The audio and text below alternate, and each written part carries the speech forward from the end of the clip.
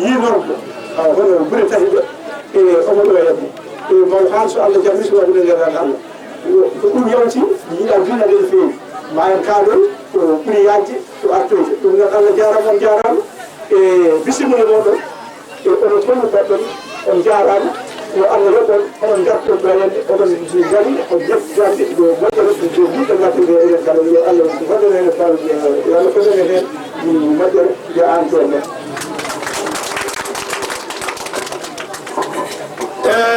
caggal nde umminen e so Mamadou Samba joni kuccanɗen ko golle bandiraɓe mbason habde goto fof ma heɓe hen gueɗal mum so tawi Allah jaabi ñalawma o hecci ɗum heddi ko ñalawma o ina faaɗi ko aljuma joni ko mawɗo ADM ñaabina e o wona kartanɗo o lomtini ko Oumar Ba ko kañum harata e inde makko kanko ponnoɗo haalde toon to ñaabina e tuɗoɗo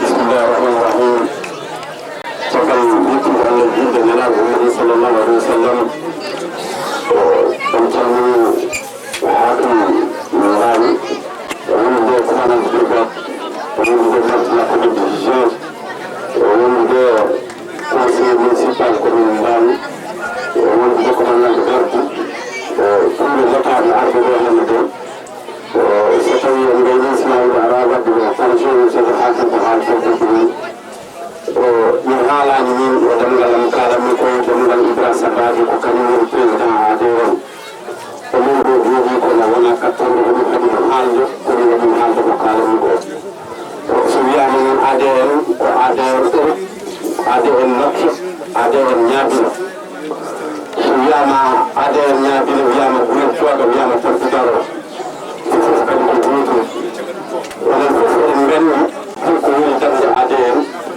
surtout lokkal o so jeeɗen ɗo woni darde ADN so kala projet mawɗo baɗeteeɗo ɗum woɗo Europe o woɗ nokki koko pulaar wiyata ko so tawi ammire toon ko gaalagatee e Fouta kala ko daña toon addude ko nder Fouta donc so tawi a ɓiri jiɗɗa dañde kono lammbal effectivement jogii ɗum no woodi tigi ɗiɗi o talala talala ɗo hallon président ADN ono woodi président ADN ono woodi donc noon ko heewi fedde nde fuɗɗima wadde e nder ɗo e Fouta wonko woni preuve muɗum enen fof on jii hannde ko ñamiri en ɗo ko addi en ɗo ko addi en ɗo hannde ko surtout ko forage guren cooga ene uddite e juma guren cooga ene uddite kadi enen wonɓe ɗo Fouta ɓe banndiraaɓe arɓe ɓe ene garaɓe ɗo waɗɓe hen gonɗi ɗi ɗo ɓe mbaɗani hen ɓurɗi ɗo fof Allah jarama ɓe jarama yo Allah woɗɗi huɓɓe hulɓe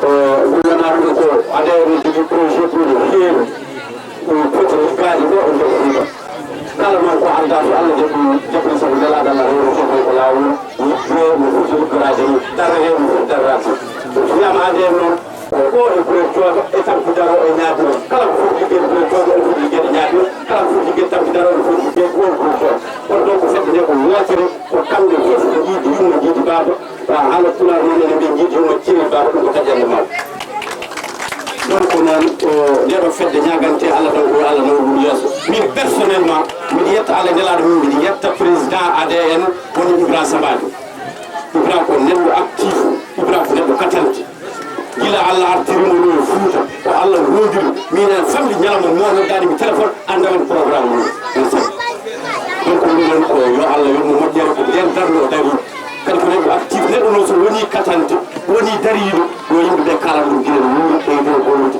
kono enen Foutankoɓe ene jogui probléme neɗɗo ɗum ha maɗa au contraire yimɓeɓe keeɓa caggal makko ɗe keɗa koyɗe makko ça c'est très dangereux donc eɗen poti évide ɗum ɗo donc Ibra Sambaji yo Allah rokke no aɗa ɓeydo timmirade e nder yimɓeɓe e fof ɗe raɓɓitinade eɗen jogui programme kewɗo ɗo joni hankkadi ñalawma o gasi kadi paɗen koye juma alay saago udditen fulanajo joni yen ha sato to wonko visite ene wayno surtout hakim gonɗo ɗo fuɗɗima tampude ko gado yimɓe yaade e raɓɓitinaɗo oɗon jarlo oɗon jaggo assalamu aleykum wa rahmatullah merci ɓe jaɓanen so ɗum gasi jaɓanen haccitade so ɗum gasi mataw ni mbaɗen poste en kaccitima mbaɗen poste en mbaɗi poste en gayni kadi nde kuccanen ko heddi ko bandiraɓe sehilaɓe joni ko hakem e kalfinaɗo falne commune ñaabina ko ɓeeɗo foti ummade mbaɗen feere udditen e gueɗe ɗe e continen e goɗe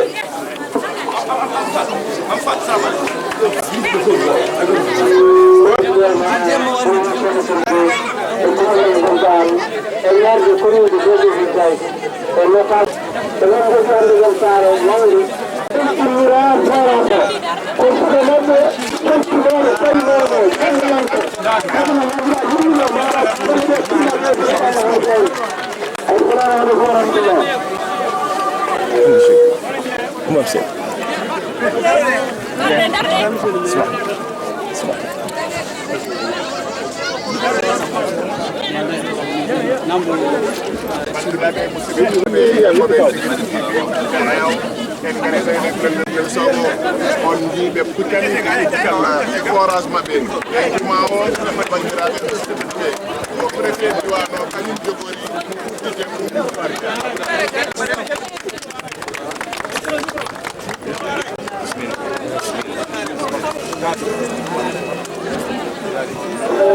assalamu aleykum bandiraɓe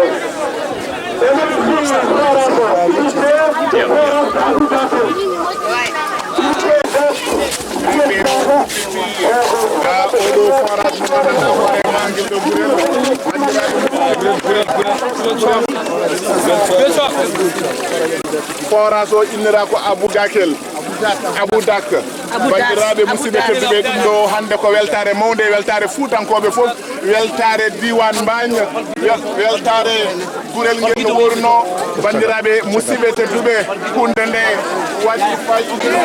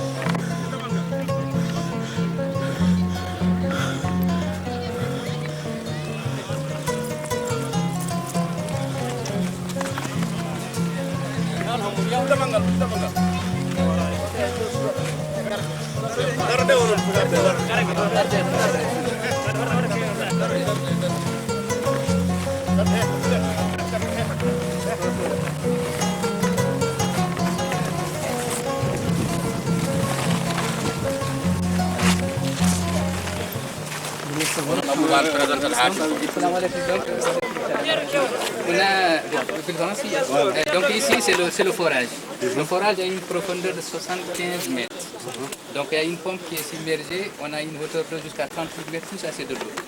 Donc ça c'est le forage qui a été l'ouvrage qui a été fait en premier lieu. Donc par la suite on a mis la pompe qui est à l'intérieur, qui fonctionne avec le système solaire. Donc aussi le dispositif permet de mettre un groupe électrogène.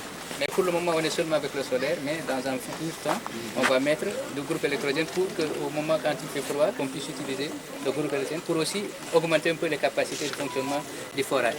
Donc là on a 20 panneaux. C'est vraiment une installation énorme qui permet vraiment de remplir complètement le château. Donc par la suite, il y a une tuyau qui sort de là. Donc maintenant, je ne sais pas combien nous avons 222 mètres. Bon, le mètre cube depuis 2013 jusqu'à nos jours. Donc ça, c'est pour l'alimentation à nous du village. Donc par là, il y a un tuyau qui part vers le château d'eau qu'on va vous visiter. Vous avez dit que son débit, c'est combien? Maintenant, non, la hauteur d'eau. Mais le débit, normalement, la pompe, elle a un débit de 9 mètres cubes. Donc ça, en fonctionnant pendant 5 heures, normalement, de temps, on peut remplir le château d'eau. Ouais. Donc pendant la journée, normalement, ici, l'ensoleillement en Mauritanie, c'est 8 heures, 6 heures à 8 heures par jour.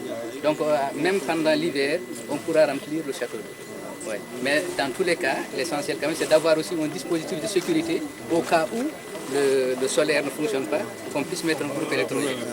Donc vous avez fait un système comme quoi on hybride, donc on peut installer les deux.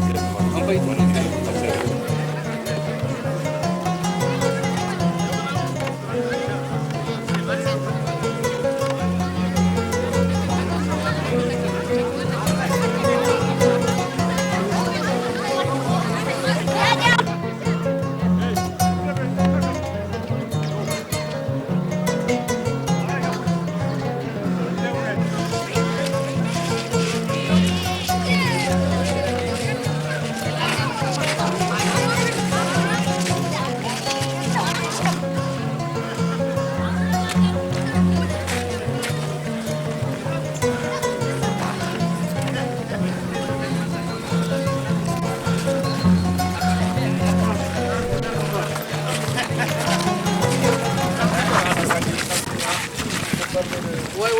d'habitude, il y a un trop-plein qui permet un peu de contrôler. Il y a aussi, on pouvait mettre un système de clôture automatique.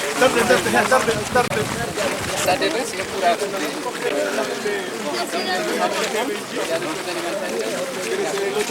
Il y a un autre type de vidange. Une fois que c'est sale et ou un peu nettoyé, on peut ouvrir la vanne pour vidanger, non? C'est de l'autre côté. Oui, oui. De l'autre côté, oui. De l'autre côté. Donc celui-là, c'est pour le vidange. Ouais, on peut aller voir si vous voulez bien.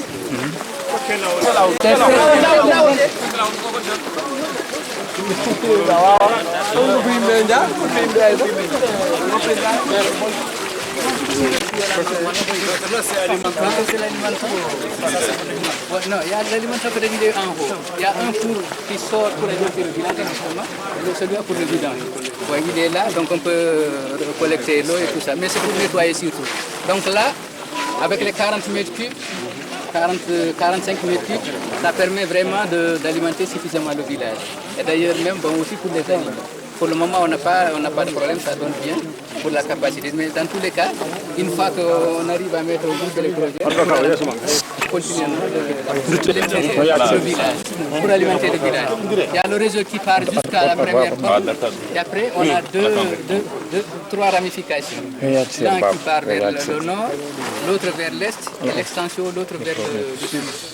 Donc on a deux bornes fontaines, là où on était tout de suite pour l'inauguration d'une des bornes. La deuxième borne c'est de l'autre côté. Et de l'autre côté du village, on peut voir maintenant, il y a les abreuvoirs et la potence. Okay. Donc là, c'est... Potence qui peut alimenter du haut. Oui, à partir du haut, par exemple, pour remplir des citernes d'eau. Ouais, donc ça aussi, c'est... Bon, il y a deux abreuvoirs pour les animaux.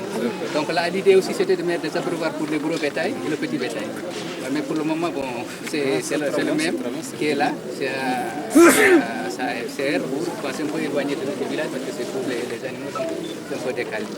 Donc à partir de là, si vous voulez, on part voir le... Seydil Khakim, vous êtes en face de la télévision Seydil TV qui est un offshore qui est dirigé par le directeur Mohamed Lamine. On est là aujourd'hui pour cette cérémonie.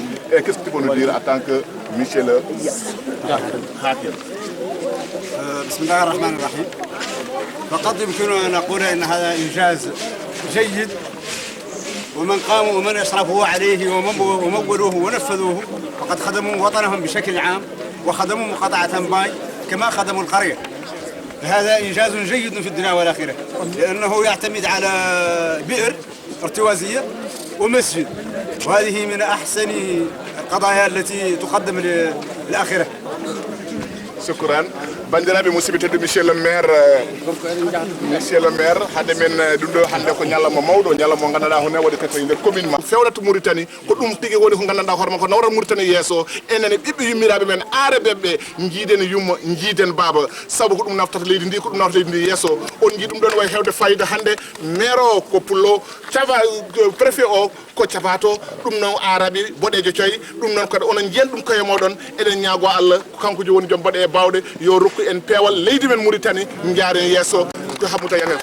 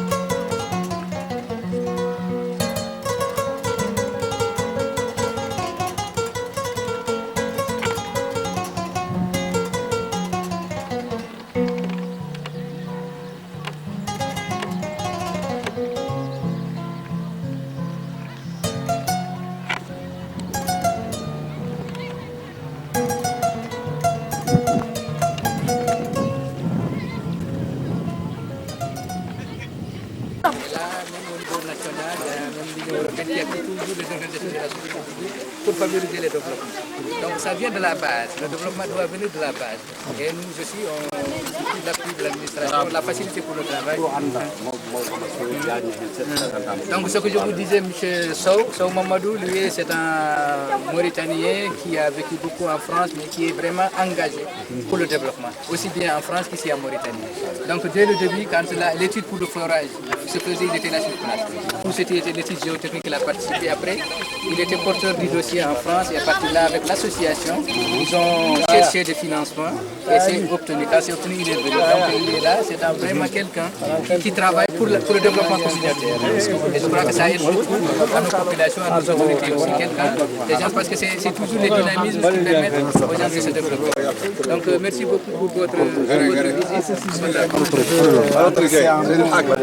Citoyen de la qualité Gold Choga, que cette infrastructure est très bonne et très nécessaire pour la localité. ميكرو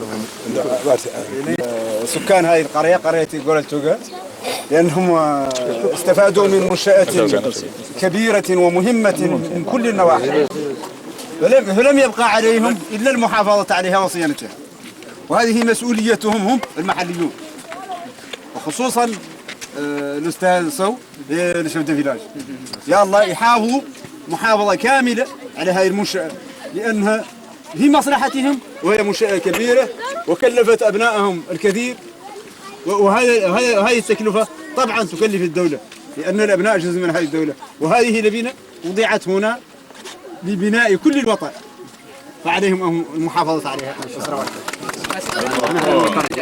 donc سيد الحاكم o wi ko ardi fof gadal mangal waɗama ɗo te ko gadal tingal waɗa ɗo onon sukaɓe ɓe golli cognaɓe mbaɗi ɗum wonko heddi noon on no golli cognaɓe ɓe ɗo ɓe rende ɗum hisnude ɗum hono kaw Mamadou oɗo e seydou village o e kamɓe fof yoɓe yoɓe nden ɗum kisno yoɓe ganda ko waɗa ɗo ko wirkare mawde waɗa e maadi leydi Mauritanie saabi golli cognaɓe ko Mauritanaɓe ko laamu fof no waɗa ndewi ɗum ɗo hen ɓe mbaɗi ɗum ɗo firti ko ɓurti dongal leydi ndi no feewi nde ko noon yo ɓe mbattu haqqille teena ɗum gande ko dongal mawgal ittanɗo mana leydi ndi heddi onon ɓiɓe nokkuɓe yo nden manan hunde hunde mana fonde mana renede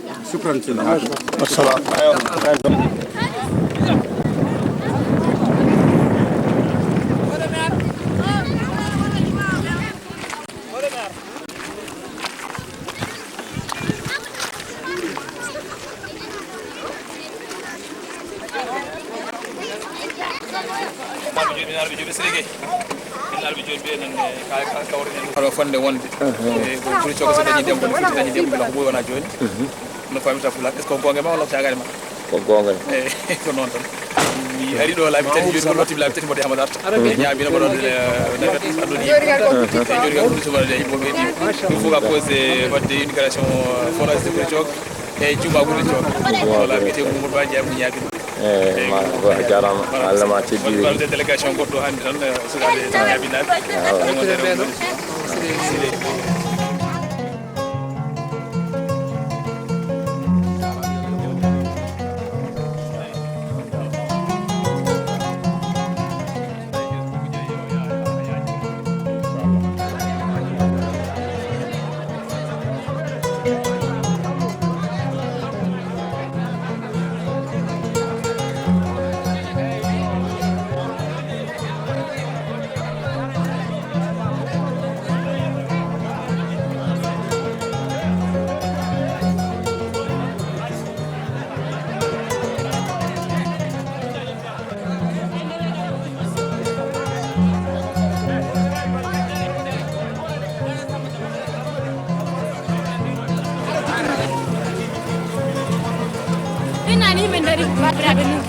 Ok.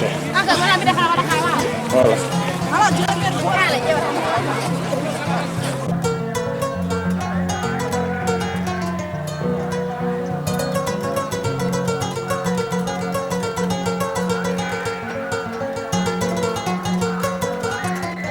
Wala jol fo put.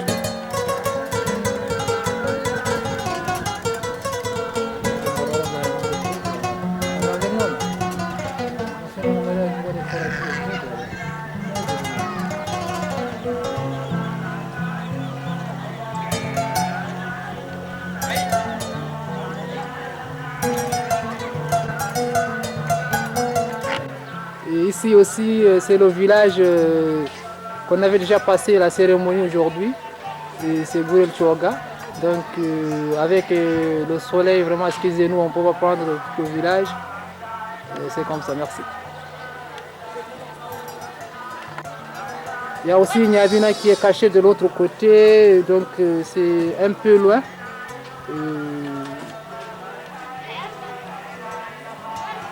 Avec la distance, vraiment, on ne peut pas tout prendre. C'est à peu près vers les 5 km de Tchoga. C'est Niabina qui est caché de l'autre côté, vers le nord. Mais le site, par exemple.